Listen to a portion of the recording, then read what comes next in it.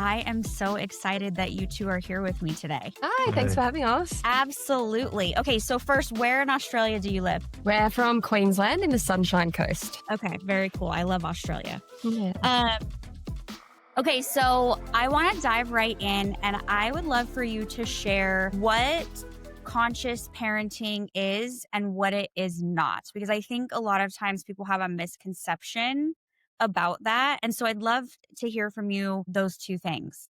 So conscious parenting is essentially like completely understanding childhood brain development in order to use that as a tool for parenting in a way that will be successful, will teach mental health skills, will teach our children the skills that they need to be an emotionally regulated, holistically healthy member of society. It is a lot of similar to gentle parenting practices. However, gentle parenting practices do tend to slip into permissive parenting a little bit more. We, as conscious parents, know how to set boundaries, but we know how to do that with love and respect.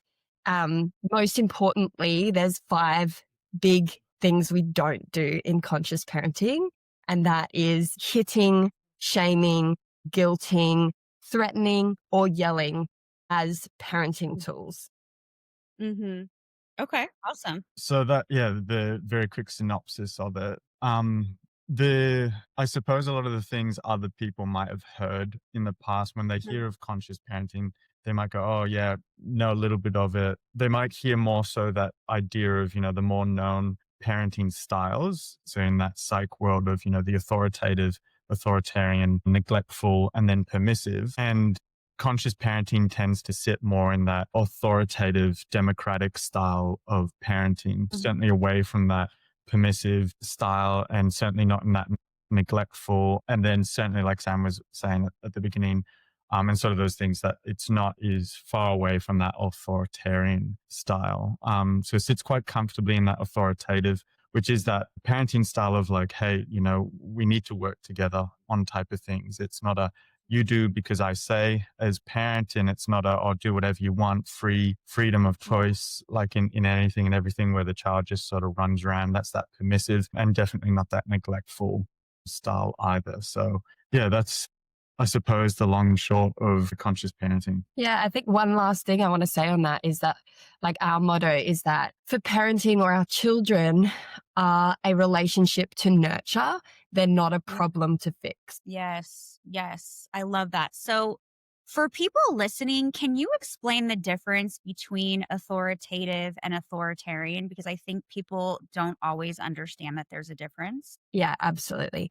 Authoritative parenting is still being able to set boundaries, still kind of being the leader in the home, but without using forceful, harsh punishments in order to enforce the law. So when we talk about authoritarian, we're talking about like law enforcers, like I say jump and you say how high, and you don't get a say in any of it. Whereas authoritative parents work towards teaching our children autonomy and having some choice over what they do. However, we lead, we set boundaries, and then we do that with love. So if a boundary isn't being met, or they're not playing appropriately, or they're hurting other people, we use logical, natural consequences, which actually allows the child to connect neurons in the brain for them to understand what they did and how that's going to impact them. And because it's logical or natural, it mimics the real world rather than enforcing these punishments that we don't see in our everyday life. Yes. Okay. I love this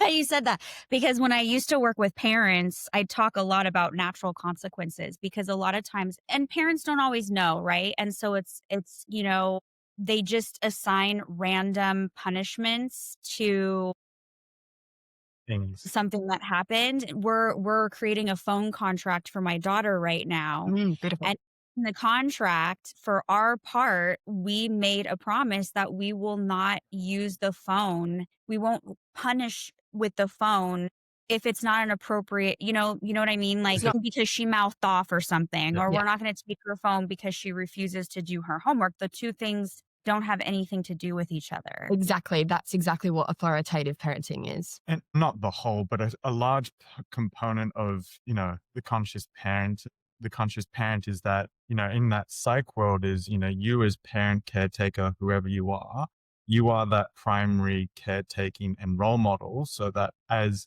hence the name Raising the Future, that, your conversations, your relationship, your, like, the words from your mouths into theirs and back and forth. So the dialogue becomes how the young person starts to understand themselves, the world, how things and people work and communicate. Parts of it becomes their internal dialogue as well, so that you're raising them to understand how the world works. And if they don't have that applied understanding of like, oh, okay, that consequence does make sense, I see that, that's a problem solving skill, so that later on in years, they start to understand that concept, as opposed to that alternative of like, I've done something, not understood why that was necessarily a bad choice, or that that wasn't the most ideal, or that it was Mhm. risky or whatever. It has just been met with, no, I told you not to do that, and therefore you can't A, B, and C, which You lose this, you lose doesn't that, you connect. lose And everything. yeah, that doesn't really teach a young person why that wasn't okay or why that wasn't safe or anything. It just tells them, I've done something not good, or not what mom or Bad. caretaker, whoever has done. I'm a bad Mhm. person, made to feel shame, guilt, so on and so forth, and not really understood how to improve that for next time. It doesn't create the connection, right? The Right. connection with them so that they learn a lesson. Yeah, absolutely. And that's like, I also think it's so great when you're talking about creating this contract that you're also creating accountability for Yeah. yourself, that you are saying to your child, you know what, like us giving you this responsibility also gives us a responsibility to help you use it in a safe way. And that the only way that we would have to remove your phone from you is if you're not being safe with your phone. Right. Right. Or using it appropriately Yeah, Yeah. or exactly. Yeah. turning into a zombie, which she totally understands what that means. I think that's like really important more and more now, that, there's this Yes. idea of like, yeah, look, tech's great. Like, it is. Technology is amazing. What we can do with it's fantastic. A lot of the point of it being so great and fantastic is it draws us in so easily. It's addictive. And yeah, for anyone, for yourselves, for ourselves, for yourself, I imagine, for certainly Mhm. children. And yeah, there's a big component of like, yeah, we can connect freely anytime, anywhere. You can, be on, if you will, with anyone at any point. However, that connection has to come away from somewhere else. And typically that's Mhm. disconnecting in the family unit. That's Yeah. disconnecting at home. You all might be in the same physical household, but in different corners of the house, in different rooms, or sometimes on the same couch, in the same room, but Yeah. not actually connected with each other, connected on your own phones type of thing. And Mhm.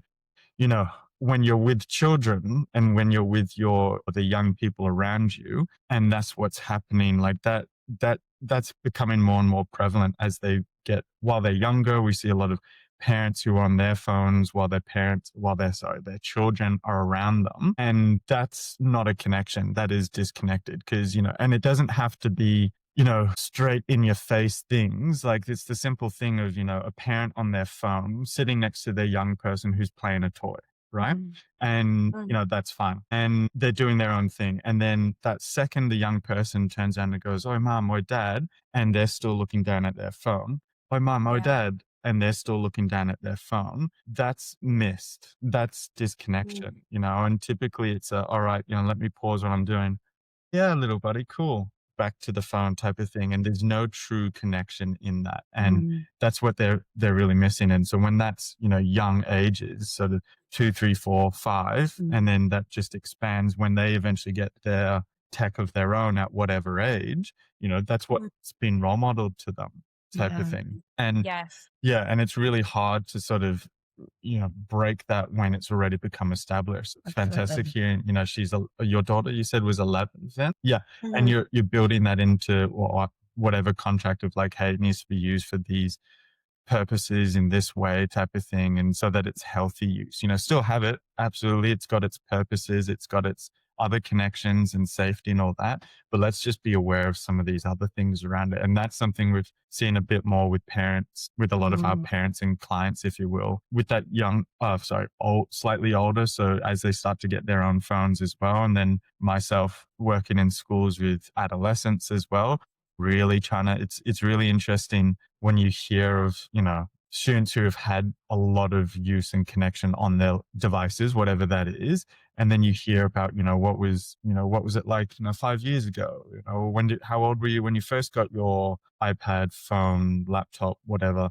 And just hearing that distinction of like, oh yeah, I've always been on this since, however, wouldn't really have movie nights. We'd maybe have them once in a blue moon. And then it became so and so older sibling was then in their room on their device separately. Mom was on the couch on her phone. And it was like, right, okay. So you can see that it's role modeled. And also that just, this is a huge part of conscious parenting as well, is that we develop and establish intentional connection in our relationships with our children, because we know how important connection is, and relationships, like particularly relationships, are for mental health in the future as well. And giving them those mental health skills, that they have this really strong, foundational, loving relationship with their family members, that at any point in time, they can turn to those people in any moment of need, because they have that relationship. They don't have this disconnected relationship, which can start not just from, of course, screens, which is a huge issue we're facing in current society, but like there's so many other ways that we're distracted in the home. And like a huge thing that we advocate for is spending a minimum of 15 minutes of uninterrupted, intentional connection time with our children every single day to build that relationship that is essential for their life. It really is. I think about my upbringing, and I mean, my mom did the best she could, but there was pretty much minimal to no connection. And I navigated the world all on my own, right? My friends, and we didn't have devices back then. I mean, we had pagers when back then for me. But isn't that a common narrative now? It is, yeah. It's just so connection is of the highest value in our family. Absolutely. I mean, we make a joke because she's like a preteen, so we're like, forced connection time. She thinks she actually really likes Of it, course she right? does. And that's just always been the thing, is that we have connection time every single day, whether it's sitting around the dinner table or after dinner or whatever. And while still honoring, now at her age, she wants alone time and time with her friends and Of things like course. that. So it's interesting, the transition that we're in, Yeah. but she understands that connection time is a non.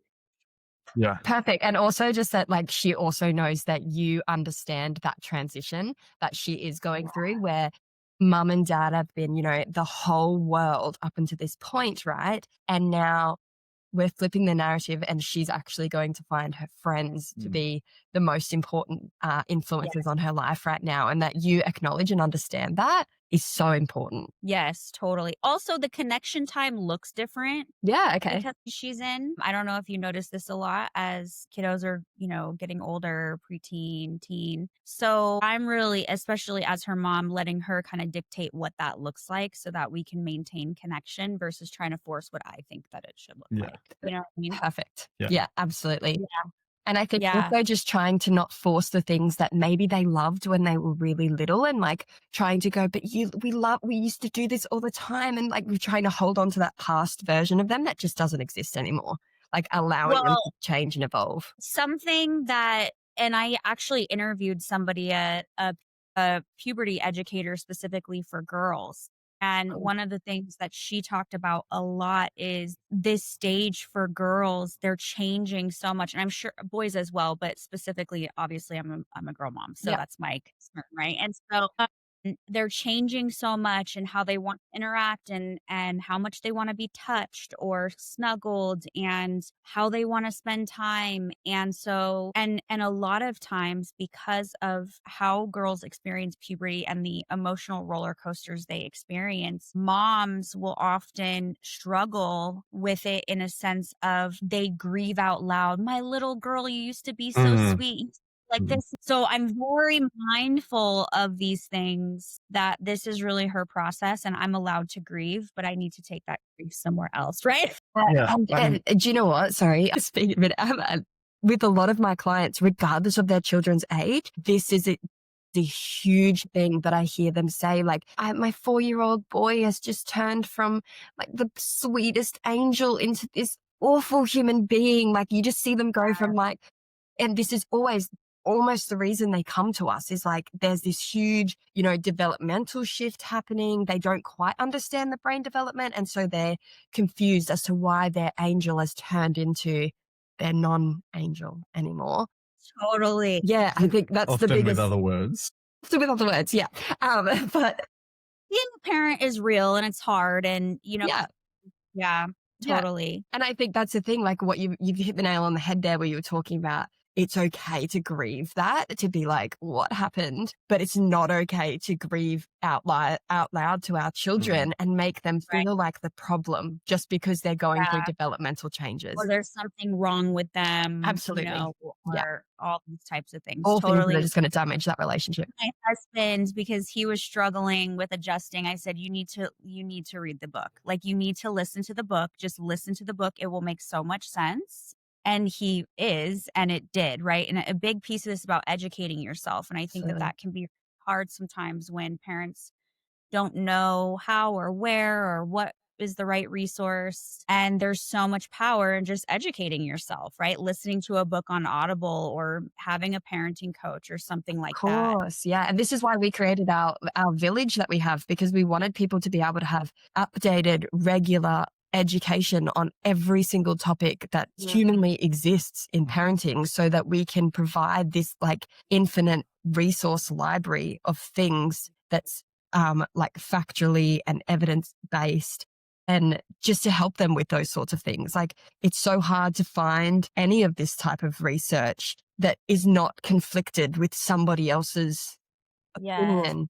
And particularly when we were raised, like most of us, the majority of people who are parents now were raised by authoritarian parents. So everything we know about parenting has come from an authoritarian viewpoint of punish and like teach through strong, harsh discipline. Like, that's not, it's changing now. And it's so hard to keep up when our conditioning is telling us otherwise. Yes, of course. And then also just the narrative of, it's like, what's wrong with you if you can't control your kid? Yeah. And it's, But it's not which about is control. authoritarian, but it's really hard. It's really hard. I wanted to ask you to talk a little bit about the tension you see people experience with reparenting yourself, parenting your child, and learn, and continuously learning these skills. I mean, it's a lot to hold for parents, especially who have trauma. Like, I grew up with a lot of trauma, and I'm reparenting myself at the same time that I'm parenting. And a lot of times she goes through a new stage of development and I realize, holy smokes, that was very traumatic for me. Oh my gosh, like it comes to light. Like, I'm continuously having to grieve, right, over and over, and then recalibrate, reparent myself, and do my own healing work at the same time. What do you see is very common with parents? How can they support themselves in this process? Parents who want to break the cycle and are trying to be conscientious and grow in this way. Really just giving grace to ourselves as parents to do that, as you said. What do you think? I think a lot of the time, like you were saying, parents, like what we said at the beginning, is that parent was a child themselves at some point. We all were. And we all had a caretaker, whoever that was, that fit that mold for that time. And as we were saying, that relationship, that connection, that the words from their mouth across to your ears becomes part of, how you view and see the world and yourself. And then as that's grown, to then that beautiful time when you are now that person yourself, and then have the little version of you, whoever that is, your daughter for this instance, and for other parents with their children, that is really hard to sort of go, when that background history of the parents upbringing, brings up a lot of stuff, it brings up a lot of things, that's when Sam and I, we spend that time with those parents to go like, okay, well, let's actually look at a little less about the young person in front of you, your young person, and let's look at, the young person that you were, and where that came from, because to make any change you must understand the past first, otherwise you're just trying to shift blocks without any Context. without any context and nothing underneath it to sort of help it move. And then, because it's that idea of adaptive change, you need to understand what it is you're changing so that you know what it is that actually needs the work. And sometimes it can be kind of deep sometimes for a lot of people and a lot of clients. So it just naturally sometimes occurs without either one of us necessarily going into, okay, so now we're going to talk about your childhood type thing, anything like that. It just, sit down in the seat, kick back, we're going deep, not exactly like that, but it naturally will come out, and then we explore that of like, oh, I remember when mom or dad, myself, would do or say this, and then we go, okay, so let's unpack that a bit. Like, what was that like? Try and use that to reframe why they're feeling what they're feeling now. Yeah. And okay, so if that's how you felt when so-and-so said or did, or you did or didn't receive this, whatever that thing is, right? You remember what that was like? Yeah.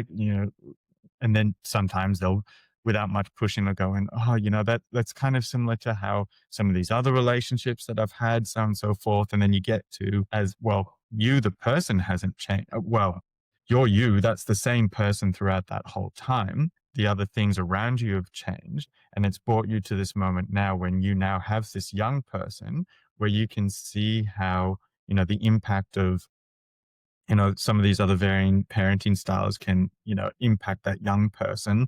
So that's the stuff that we then need to change. And that's when we then come in and go, great, okay, we can sit here and talk through like things you can do, say, with your young person, right? The strategies, if you will. But then it's also really important to look at yourself as that role model and go, hey, and understand I do have a big role, for my young person, I arguably have the biggest role, the most important job, and it is. And that does need a lot of work. And so we then spend that time with that person going through like, okay, what is it that you need in those moments? Is it, a check-in, check-out from your partner? Is it that you need then a bit of a debrief at the end of the day? Reflective practice is huge. And I think also that I hosted last year, perhaps I hosted a like managing your parental triggers masterclass.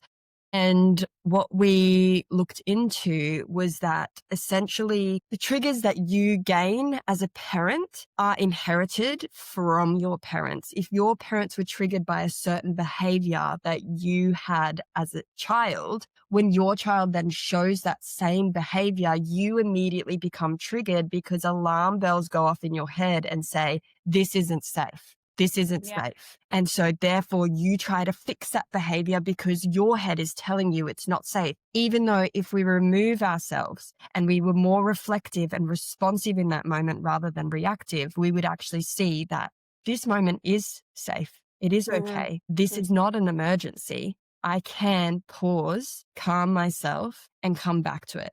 Of course, our amygdala, that part of the brain that helps us jump in at that fight flight when we need it, when it is an emergency, is there for a reason. But 99% of the time in parenting, even though it feels internally like it is an emergency, it's not. And this happens again and again throughout. As you said, it starts when they're little toddlers or even little babies and they're not sleeping and you're like, oh, what is happening?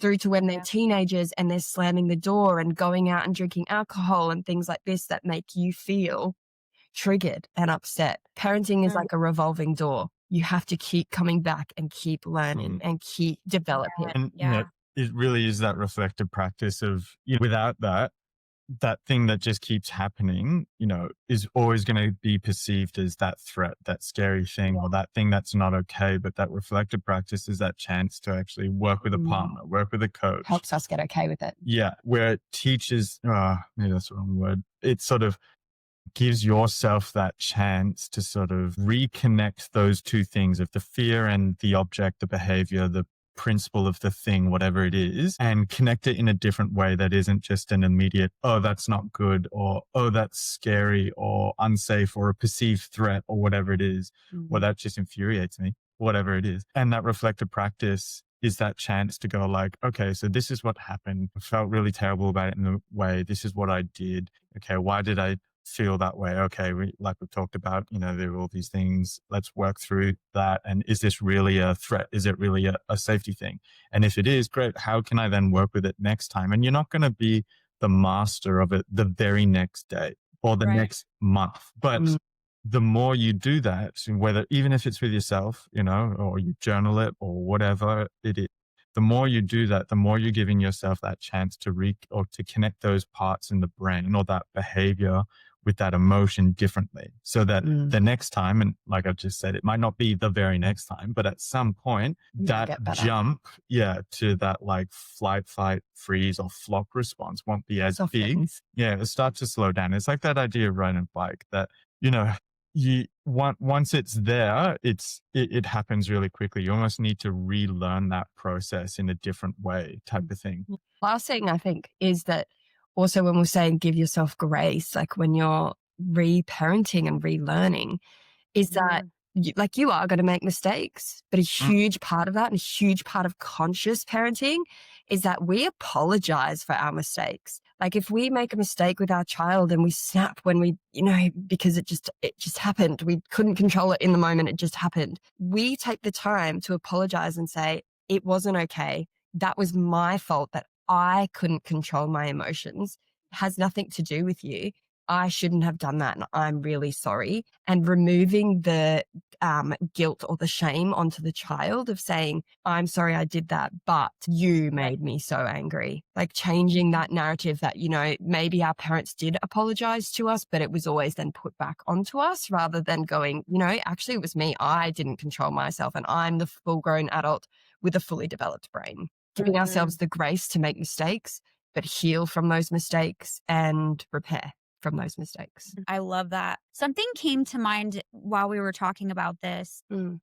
I want to hear both of your thoughts on. So I see this all over social media, these like parent jokes about their kids being ungrateful. A lot of parents have worked really hard to give their children very different upbringings than they have, whether it's a bigger house or more vacations or Nikes or whatever, right? And my daughter is one of those kids. I mean, we grew up really pretty poor. And so she has a very different lifestyle than I had growing up. But what I find is that parents want their children to almost feel bad about it. Right. I'm not saying all parents, but I see the narrative on social media sometimes. And I actually had this conversation because my daughter, I'm divorced. And so she goes to her dad's house and her dad told her she was spoiled. And she brought it up to me. And we talked about what spoiled even really means. And then I spoke with my ex-husband and I just said, isn't it the point that you did all this? We worked so hard, right? You got your PhD, I got my master's, like all this stuff. Wasn't that the point so that she could have this? Why does she have to know what like you or I didn't have in order for what she has to mean more? You know what I mean? Like it's supposed to be a completely different existence for her. And he's like, oh, well, I guess when you put it that way, and I'm not bashing on him. It's just, he didn't really think about it like that. And I find this to be a big thing where it's like, you have more than I have. You should be grateful. And it's like, well, how are they supposed to know They didn't have that. you didn't have what you have? You know what I mean? It's like, that's kind of the point, is that they don't have the same stress or whatever. Yeah. Right. I'm curious both of your perspective on this. Yeah. Well, I just think gratefulness doesn't come from shaming kids and it doesn't come from guilting them that you didn't have what they have. Gratefulness is a practice, and gratefulness is something that we need to be teaching our children from a really young age. And it's something that we can be doing every single day, like a practice that we have in our household. We have two small children, a 4-year-old and a 2-year-old. And every single day we talk at the dinner table, and it's actually our son's responsibility. He's 4.5, and he takes his job very, very seriously about our gratefulness practice.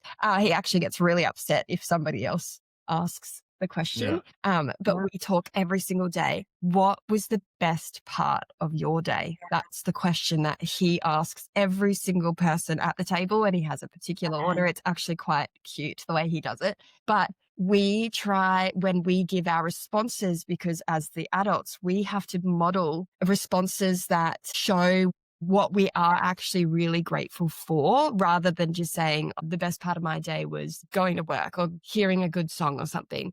We put more depth and more value into our response. Something like the best part of my day is right now because I'm eating dinner with my family and we're all healthy and happy. And I feel so loved and so grateful to get to be here with all of you guys. Just putting in that extra effort to show them what gratefulness is, rather than going, like my response could be, I'm eating this low pressure meal, whereas when I was a child, I was force fed.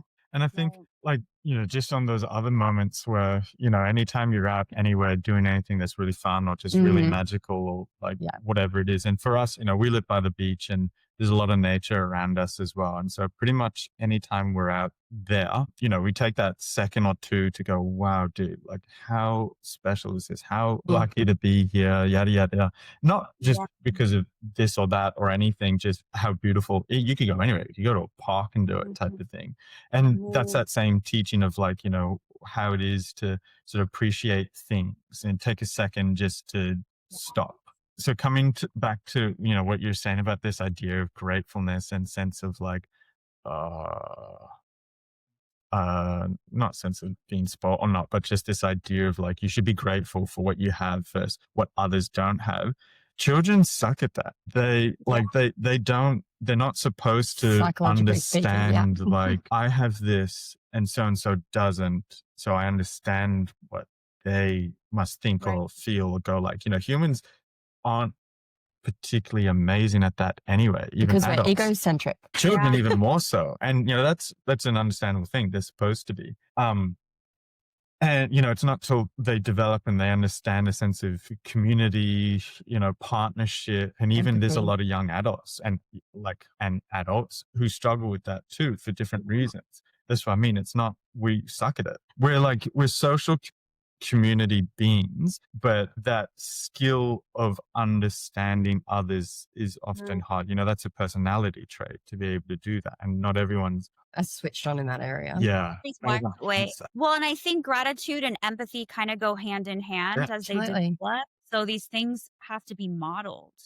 Totally. That's exactly the point. And that's, again, part of that conscious parenting is like to teach that early, not necessarily, to compare and contrast, like, oh, we're so lucky we live here and not somewhere else. We're so lucky we have this and don't have that. Because, it's interesting. Only a few weeks ago, I sat with a young fella, and well, he was 17, I think, so youngish. Yeah, still young. So young, very insightful, very bright young man, like incredibly smart. And we were talking about this very similar idea, so a bit older male. And he was saying like, oh, mom or dad or some parent at home was sort of doing a similar thing of like, you're so lucky you have this, as compared to like what's happening in other parts of the world. And, the parent named a couple of places which are, going through some hard times at the moment.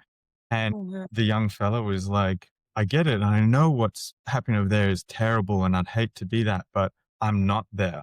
And I was like, I just sort of sat there and was like, yeah, okay, I think I know what he's saying. And he's like, it makes no sense to me. Like, I get it. And I know that that's not bad, but he has no understanding, no one, unless you've been in that moment, arguably, can imagine what that's like.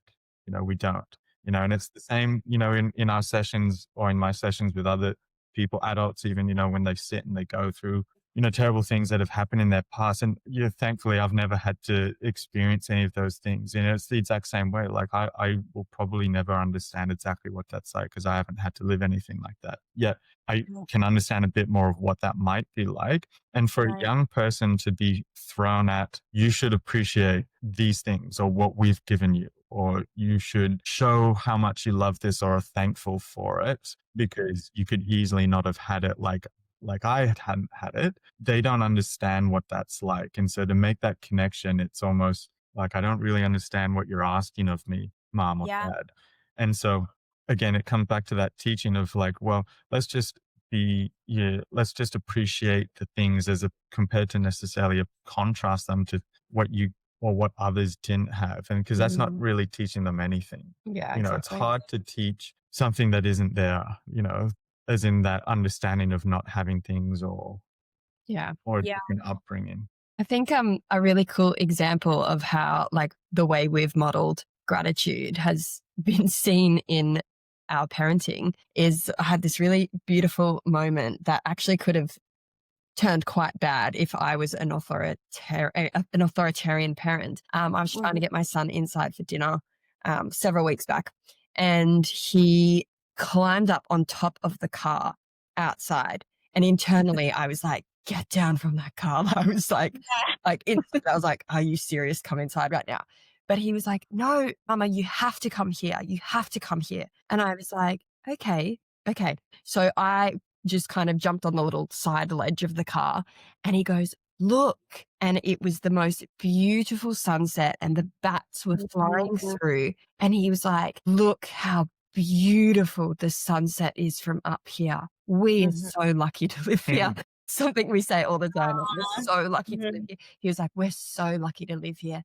And I was like, "Wow, thank you so much for showing me that. That is so beautiful." And then he goes, "Okay, let's go inside for dinner." And it wasn't Yeah. even an argument, but it could have blown up into a massive argument, but it was actually just a beautiful moment of him showing gratitude for the world that we live in. Well, and that goes back to what you teach, which is prioritizing connection. 100%. Yeah, Well, you connected with him, and then he was ready to move on. exactly. Yeah. He just literally wanted to show me from this higher view, the Mhm. beautiful sky.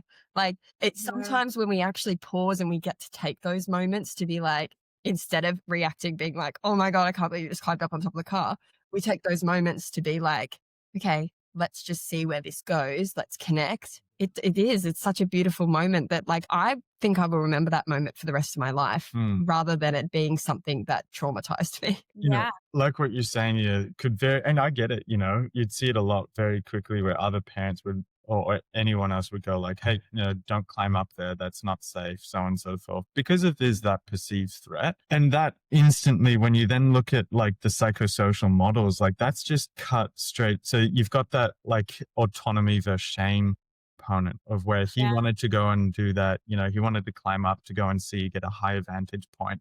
That To if show that us something. to show us something. If that authoritarian parent came in or permissive, just didn't listen Mhm. to him, whatever, he would have felt more of that shame of like, I wanted in his whole mind, he wanted to do something really amazing and share it with someone. And he's just being told, like, no, get down. That's not important type of thing. Like, we don't care. We gotta go. So he's made to feel shameful of that. But then there's that like that guilt and an initiative of like again same sort of thing. His initiative to get up and go and be like, I want to go and do something, and then share with you and connect in that way. That the failing of being able to do that has meant he's not only felt shame for his actions, but guilt for doing it as well. And that's what he's walking away with. And these things, like you're saying, like that shame and that guilt about doing what he wanted to do in that moment because it was so important to him, are the little things that we do as parents that actually stop our children from being wholly and authentically themselves, which can Yeah. lead to so many issues in adulthood that we need to address. And we need to really be working on that connection to make sure that that's not a path we lead our kids down, that they feel shame or guilt around being who they are and doing what they feel is important. Yes, absolutely. I think something that I learned as a therapist, just observing families, is it's like the authoritarian parent. It's kind of almost like your little person isn't a real Mm, Mm, person. It's really interesting to me. It's like they're not a real person until they turn, I don't know, exactly. 16 or Yeah. something. It's not even, I don't even think it's conscious always. It's kind of like they're Yeah. just, they're a the kid. That's not a expectation. person. They don't get it, blah, blah, blah. Right. It's like they think that the experiences they're having aren't Real. necessarily not experiencing them. Right. They won't And impact them in long term or that they're yes, it's it's very the complete opposite of conscious parenting, as you said. It's unconscious. It's just having this human that we're trying to make the absolute perfect person. What is a perfect person? A person who is raised who's silent and not themselves and completely lost and has to spend their time finding out who they are because they were never allowed to be truly themselves. Just because they were silent and did what they were told is what society tells us makes a good person. But actually it makes a damaged person, someone who Yes. needs to rebuild, someone who does need to find themselves. And That's the big thing. The person that needs to then find themselves. That's, you Yes. know, p- maybe, in that same space that you might have experienced in that therapy world, we hear that a lot of that older person going, I need to figure out who I am. find myself, and that's part of the psychosocial development. But when that's coming from, a 30 plus, 40 plus person, that so at that point realizing like, oh, I am my identity and my role confusion, and I don't really know, and like, who am I at that point? A lot of the time it's that in that actual therapeutic clinical space is that time to then go deep down, and that's when we find like, okay, well, most of the time is end up spending time talking about, well, what was childhood like? Mm, What Right. what was that like? And often, there's a lot of that neglect or the authoritarian style type yeah. thing. The neglect and authoritarian, they typically have the higher prevalence of mental health. And in our sessions, that often comes out as a lot of tears and a lot of apologizing for the tears. Like people Yeah. saying, I'm so sorry. I'm so sorry. I'm so emotional. I just didn't even realize like it almost hitting them for the first time that Yeah. even now they're a parent and they're like, holy crap, I don't want to do this to my child. Mm. Mm. Yeah. Absolutely. I'm curious. I want to go back to the natural consequences Yes. thing because I think it's a lot of parents find it challenging because there are times when something is happening and you really have to think about what is a consequence that actually connects that's going to teach a lesson, Mhm. right? And one of my favorite examples is like when your kid is, I don't know, like ripping stuff off the shelves at the grocery store Mhm. and you don't wanna scream at them. So it's like the natural consequence, at least from my perspective, is like you take them outside and you wait outside until they can, agree to go back in and not touch things or whatever it is, right? Or pulling over the car when your kids are screaming and you can't drive and you stand outside, eventually they're not gonna want to just sit in the car and wait for you anymore, Mm. right? But sometimes parents are like, "But how is that a natural consequence?" Or how because you are manufacturing that Mm. consequence, right? So I'd love to just hear a little bit, how do you teach parents Well, to so see yeah, this and what you're talking about is like, and what I was saying at the start is that, yeah, there's natural consequences. Like if I touch this hot stove, yeah, ouch, it's going to burn me. That's natural. It happened without you intervening in any way. But what you're talking about is logical Mm. Mm. consequences. Okay. Like, yes, we do have to kind of manufacture that consequence in the sense like they're hurting someone at the park. We pick them up and we say, I need to move you away to keep that person safe. Or they're pulling things off the shelf. Like you're saying, we need to remove ourselves from the store because we don't want to be creating a big issue for the workers here. That's not very kind to do that to them. So we're just going to go outside. Sometimes as a parent, putting in logical, it's so much easier to just snap, yell, sit in the trolley, don't touch anything than Yeah. taking the time or coming to the realization of, you know what, we can't actually return to the store and I Yeah. can't get done what I need to get done. But that's Mhm. part of parenting. That's part of having you being responsible for other humans is that they're not always going to be convenient. And if you think parenting is convenient, you have the wrong perception of parenting because it's not Mm. convenient.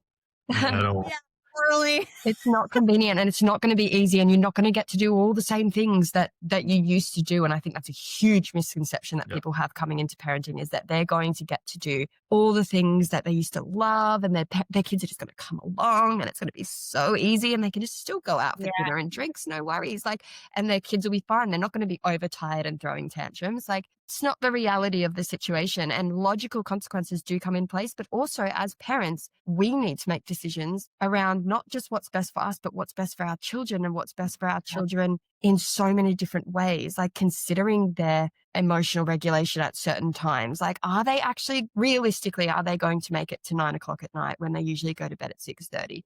Realistically, are they going to be able to be engaged in shopping at a mall for 2 hours when they've got nothing to keep them entertained and nothing to do, just sitting there Yeah. in a trolley or something like that. Like just being realistic and those things as well, pre-planning those things really helps with the making sure that we don't get to that situation where we have to put in logical Well, consequences because yeah, we've it's done like the not connection setting first. them up. It's not setting them up for For failure. failure. Yeah, Right. absolutely. Yeah.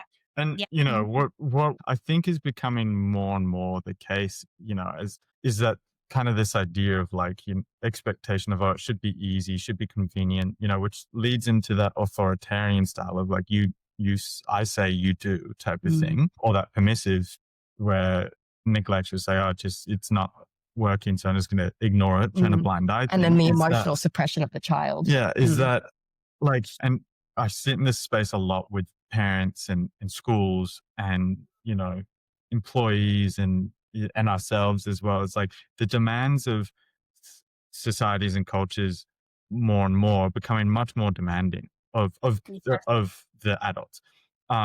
You know, and finances and stuff. And like it's becoming a lot harder. And Mhm. the parents are feeling the pressure of that and Mhm. they're living it. And then they have a young person where, in the most ideal worlds, well, hang on. First of all, that child is going to be the most time or definitely is the most energy consuming, Yeah. but also should be the most time and energy consuming, but often is led to the last thing, you know, and Yeah. so it's like, oh, I'll deal with it later, or what's the quickest, what's the most convenient thing? And that again comes back to that disconnection. So let's take this example of like the shopping, pulling shelves or screaming or whatever it is that, yeah, the convenient thing is like to cease it immediately. And for most parents, it's, oh, well, when I yell, they shut up type of thing. So that's convenient. I'll do that. But then you're disconnected. Well, not necessarily disconnected. You're still connected, but in a negative way. And the Mm. child then feels that connection as ruptured and that they're bad and don't want to connect with you. So Mhm. arguably is disconnected. Shut down. That's the emotional But suppression. when you then take that time and energy of going, all right, mate, you know, we need to step outside for a minute. This is going to have to wait. Let's process through that. Let's regulate through it. I can see so validate. I can see that and depending on the ages, you know, this kind of looks a little bit different depending, but like I can see this is really hard for you. Yada, yada, you know, I can see you're angry or you're frustrated or you're annoyed or whatever it is. But then this is where it also differs on the age. Like, what do you need? Do we need to go and do something first? You know, do you need something to do while we're there? You know, here I've got some stuff in the car or whatever it is. So I think a really important step there is that, and in teaching mental health skills to our kids, is that we humanize those emotions. Like we say things like, you know what, when I don't get what I want, I can feel frustrated too sometimes. These are some things that I do when I'm feeling a bit frustrated, like just normalizing it and humanizing that, like all of us feel frustrated at certain times. It's a normal human emotion to feel that way. It's not Mhm. okay to pull everything off the shelf. But yeah. Yeah, yeah, and, you know, that's that teaching moment of, you know, again, at that same time of, you know, teach them, you know, well, this is what we need to go and do, you know, almost here's the rough boundary that we need to sit in type of thing. Teach them that, absolutely.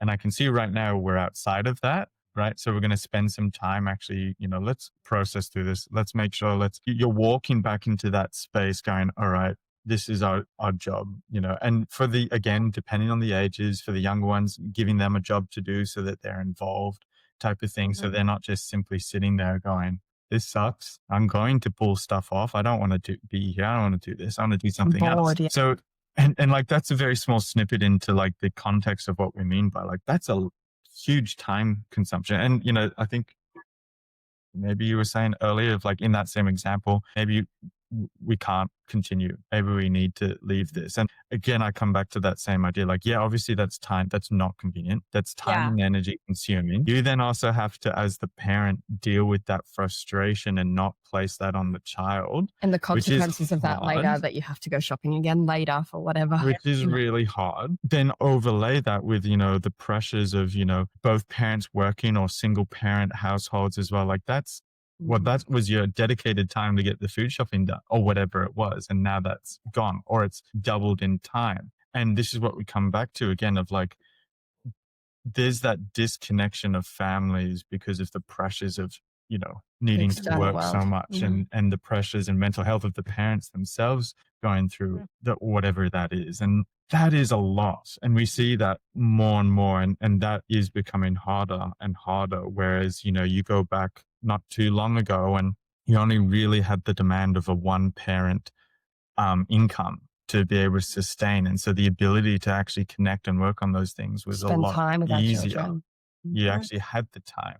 You could spend 2 hours getting food, 3 hours getting food shopping done if it needed to take that long, because you then didn't have to get to another meeting or get somewhere else for another appointment. Or you weren't fitting it after work before bedtime. Yeah, Yeah. in that minute time gap between work and home. But Totally. that's what's currently being faced now. And so then it's working with families. Well, what's the alternative? Well, there's tech worlds. Like, let's get all the food shopping done online and get it. Yeah. We just have to go and pick it up, and bring your child with you.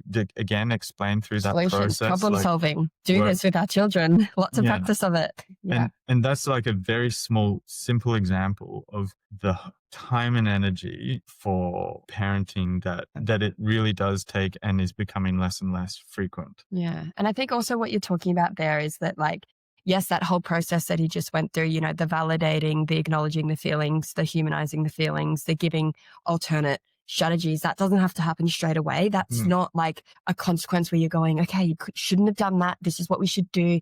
It doesn't need to be immediate. The immediate needs to be the co-regulation. What does the child need to be able to calm down and return to that baseline before we then have that conversation? Because we can't be having that conversation whilst our child is escalated. Yeah. And that's a huge thing. And I think something I really try to drive home with the families that I work with is that our job as parents is to teach our kids effectively through not just modeling in the way we parent and the way we address the world and the way we solve our problems, but through these types of situations where we get to teach them something afterwards. We get to have that reflective practice. We're teaching our children how to go from a negative emotion, as sad, angry, frustrated, overwhelmed, back to a happy emotion. That is our main job as parents, is to teach our children what is the actual process that I need to go through to go from this sad, temporary emotion, that it's okay to feel that way, but that this is just going to be temporary, to then move into this happier, more connected, more grounded emotion. And that is how we teach our children mental health skills. We do this through our everyday practice. We do this through the logical, natural consequences that happen in parenting. Yeah. Okay, one more thing, and I want to talk about like natural consequences, right? So, do you see that it's challenging for parents to allow those things to happen? Like, a perfect example, when I was a practicing therapist, is okay, well, if they refuse to do their homework, then they can go back to school the next day and have a conversation with their teacher about why they don't have their homework to turn in or whatever it is. And it's like, no, I can't let my kid do that or whatever. You know what I mean? And it's interesting because then it's like there's a lot of this emphasis on what they should be doing, but they're not letting them experience the kind of the pain or the sting Yeah. of not doing those Yeah. things. Yeah. And I do think a lot of it is driven by pressure, again, like pressure to meet grades or pressure to this or pressure to that. Yeah. But I'm curious how you coach parents through this and help them to see the value of their children experiencing the natural consequences from their choices. The challenging part of the example that you gave about around children going to school without their homework is that often that is met by a non-logical or natural consequence at school, where they're given a detention or they're forced to clean something or pick up gum or whatever it is. Like, it's unfortunately that's the consequence that comes from the school grounds. But it is imperative that we as parents let our children make mistakes, because mistakes are the best way to learn. And this is what we teach. And I think the best way to start this when our children are young is through risky play, rather than stopping them from doing something that might lead to an injury, like they're walking across this little narrow beam or something. Instead of being like, get down from there, you're going to fall, and stopping any sort of natural consequence from ever happening. Move as a parent. Again, this is the time pressure. This is the connection, but move closer to your child so that if they do fall, you are right there to help them. Like, Obviously, you're not going to put your child in a super risky situation where they're going to absolutely hurt themselves, but you're going to teach them from a young age that they are capable of doing things. They're capable of having a go of things that seem hard, and that you're going to allow them to do that. And this same thing goes for mistakes. If your child is refusing to do something, you just have to let them live with the natural consequences of that. It might be as simple as like your teenager is refusing to do the dishwasher, right? And what most parents do is they get fed up and then they just end up doing the dishwasher for them. And then they hold resentment and they're like, oh, I did this for you, blah, blah, blah, whatever. Or they'll put in some other sort of consequence for that. Don't do the dishwasher. Hold back as a parent. Let them not do the dishwasher. And then when they ask later, hey, mum, can I go down to the beach to see my friend? Be like, sure, once you've done the dishwasher. And it's just letting them see that natural consequence of, oh, I didn't do it earlier, so now I have to do it later. And it's actually more inconvenient for me to do that now. That is a natural consequence, because that is what happens to us as adults when we sit on the couch and we can't be bothered. You know, kids are asleep and we can see the piles of laundry and we're like, I just can't be bothered right now. And then tomorrow we get up to go to work, and our work shirt has got a stain on it and it's not clean. And we're like, oh, this is the natural consequence of me not doing the washing last night, which would have taken me 10 seconds to put in the machine. These are the things that are natural and normal in human life.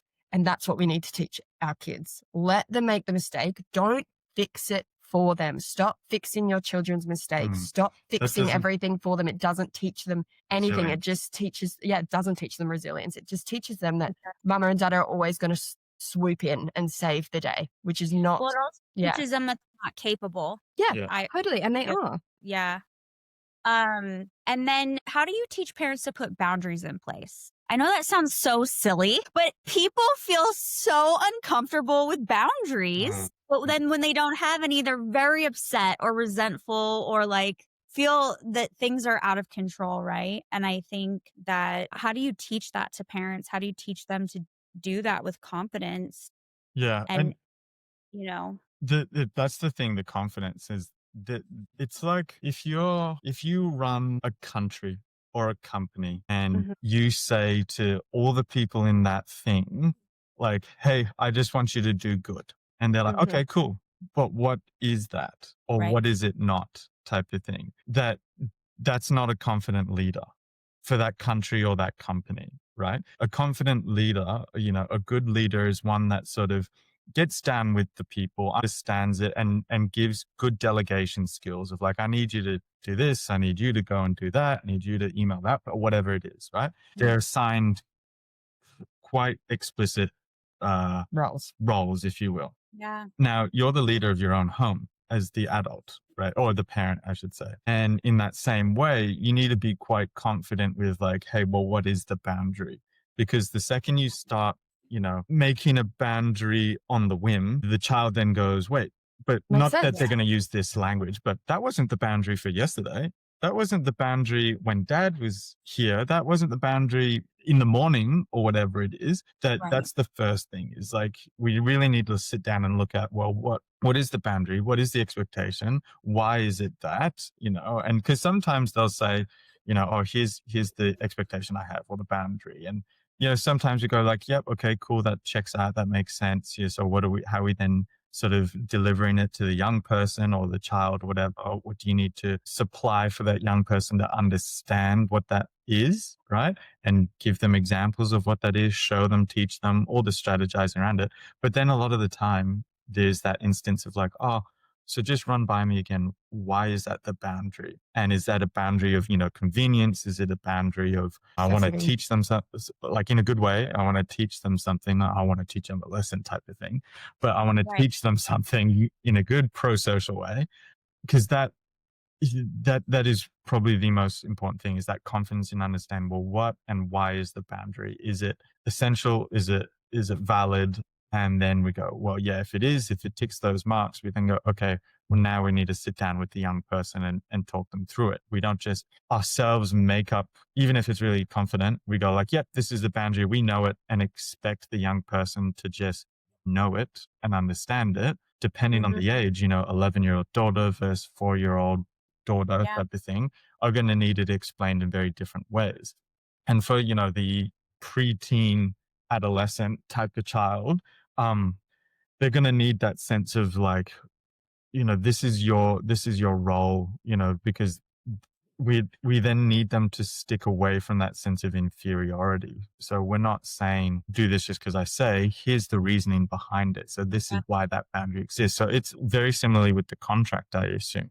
Like here, let's have a conversation about it first. Let's talk about some things. Okay, this is why things are really good. This is why this thing might be not so good. So where's this middle line? Here it is. Okay, well, to access all the good things, this is what we need from you. What do you need from us? Here's sort of the expectation for the phone or device or whatever it was. Here's the not like the non-negotiables. non-negotiables. There it is. Thank you. And this is what that looks like. But then importantly, if/when we tiptoe into the non-negotiable parts, mistakes are made, boundaries inevitably are pushed, then here's sort of the outcome of that. Well, then this is what that means for that. So they get like it's like a business plan for, the CEO or the prime minister or president or whatever of that country is. You need to be able to put up the full understanding, because then once they know, like, okay, now I know what that boundary is. Now I know what the expectation is. Now I know who I can go to if I need something, or if something isn't working, we renegotiate it. That's important. It's like you are running a business. You want a young person who can sort of come up and understand, but also raise those questions. Now, this is for like a preteen teen as opposed to a 4-year-old. 4-year-old's not going to go, but does that work on weekends too? Or like, What you're talking about, Cam, is that like the boundaries set, like more complex boundaries around things like how are we going to keep you safe if you decide to go to that party on the weekend? Like what are we going to put in place to make sure that you're safe at that party? But like what I teach and what we teach on the ground running with parents is that from as young as possible, as soon as we get a hold of you as a parent, we want to teach you that once you set a boundary, your boundaries are firm. And we don't waver from our boundaries. We don't let the emotions of the child or the reaction of the child come in between you and the boundary. Again, it's another time thing, but often we see parents that just go, okay, you've chucked a little tantrum about it. I'd prefer to just give you this because it makes it easier. That's slipping into the permissive parenting. As conscious parents, we go, you know what? We're not going to have a piece of chocolate before dinner. And that's because I want you to be able to save room for your dinner, which is coming in 5 minutes' time. Your child is allowed to have whatever reaction, whatever feelings they want around that. And you stay solid on your point. You do not change. Then tomorrow when they ask the same thing, the answer is the same. The more you stay solid on your boundaries, the less your children question your boundaries. And this is because you've made purposeful boundaries, not ones on a whim, that they go, you know what, like everything my parents are saying is true. They're not making up things like don't jump on the couch because you'll break the couch. Like, no, that's not actually probably going to happen. They're letting me jump on the couch. They're letting me do some of the things that I want to do. They're giving me autonomy over situations like I get to dress the way I want to dress or things like this. But when we do set a boundary that we go, this is why I want you to be, we're only going to have 30 minutes of screen time today. That is the same every single day. Every time you ask me for 5 minutes extra, I'm never going to give you the 5 minutes extra, because the more you give in, the more they will battle with you against your boundaries. Well, it establishes trust. Totally. Right. Trust. I mean, I'm so grateful I was a therapist before I was a parent. Yeah. Helpful, isn't it? Because I saw all these patterns, and so, okay, I'm going to start boundaries right away. I'm going to have certain things that it's the same and consistent. And so she just knows, at 11 now, especially, there's certain things that if I say it, that's it. You mean it. You mean what you say. Exactly what I say. I say exactly what I mean. She trusts in that. There's also autonomy in other areas. So she knows when there's negotiation and when there's not, in a sense, right? Totally. And I think like that's a beautiful way of, this idea that parents feel of respect. And when they then assume that from authoritarian. And it's like, well, that's not really respect when they follow what you've said because you've shouted, yelled, hit, threatened them. That's fear. Yeah. And that's driving the wedge in that connection between you. But, relationship. Like what you just said in that example, she knew, she was like, oh yeah, okay, cool, got it. Like that that is respecting the choice, the decision, the boundary, and yourself, but also while not damaging the relationship at all. In fact, I think like what you were just saying as well, it strengthens that. And then in the same way, we blow that out to, that idea of, other relationships when that young person becomes teenager, young adult, adolescent into an adult as well, that they feel that in those other relationships, romantically, professionally, and in other social peer relationships, as opposed to that, I'm going to look for that person that's going to yell, or and if they do yell, like, I'll just accept that. And that's how it is. And that's okay, because they've been taught, well, this is what happened to me and from the person that loved me the most. And again, that's why we talk through that longevity of these parenting, it's so that was, just a really beautiful example of that idea of like, well, yeah, that's what, a trusting relationship with respect looks and sounds like and feels like. Yeah, absolutely. You don't have to have that battle every day. No. And I mean, we respect her boundaries too, right? Of So, course, that's a huge part of it, isn't it? Giving them yeah, the chance to be like, no, I don't want a hug. No, I don't want to eat. yeah, I don't want to eat that because I don't like that. And being like, okay, that's fair enough. You get to make those decisions around what happens to your body. right. And also it's like, okay, if you don't want to eat that, then you need to figure out Yeah. I mean, obviously this is age appropriate, but it's like, I made Mm, this meal I'm making Yeah. or made. So you can go into the fridge Yeah. and you can find what's in there for yourself then. It needs to be nutritious. That's Yeah. all I care about, Yeah. right? And he has to deal with that Yeah. then, right? And we do And the that's same my thing with boundary.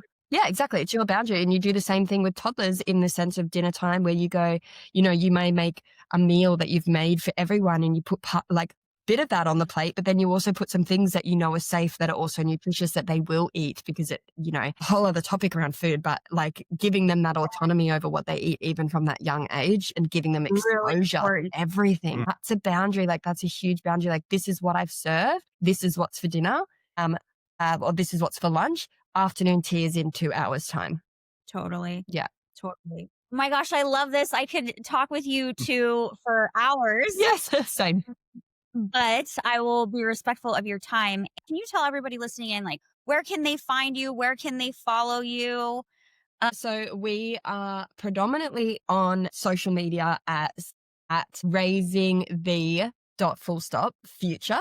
You can find us on Instagram. You can find us on YouTube. You can find us on Facebook.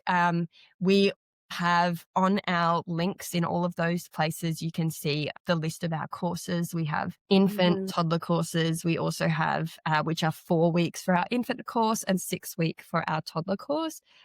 We have masterclasses that cover literally everything from parenting triggers to getting them listening, to getting them eating, to healing your inner child, to how to stop yelling. Like we have so many different classes, but most of this is all included in our village, which is our main home for us at Raising the Future. It's our private Facebook group, which is just for conscious parents who want to continue learning and have that infinite resource library that we speak about, where we have our coachings every single week. If you're interested, you can always reach out to us on Instagram or Facebook or YouTube, wherever it is, and we can send you some information about that and about joining. We want to make our platform, our education, as accessible to everyone as possible, meaning that we make our prices really, really, really friendly for everyone, so that everyone can have the opportunity to have this education, because our main goal is that we want to help change the world. We want to help more people. We want more people to have access to this information, because the more people that have access to the information, the greater change we can make. And it sounds like you have different things for, like, master classes are great for, a nice condensed piece of information that you can process and work through if you're not ready to take on a whole course or a membership. Absolutely. So many different things, which is so incredible. And I just am so grateful for the work you're doing and for your time and your knowledge and all the change you're making. And I'm really excited for people to hear this episode. So thank you for being here. Thanks so much, worries. Andrea. Thank you. Thank you. Absolutely. All right, guys, we'll see you in the next episode.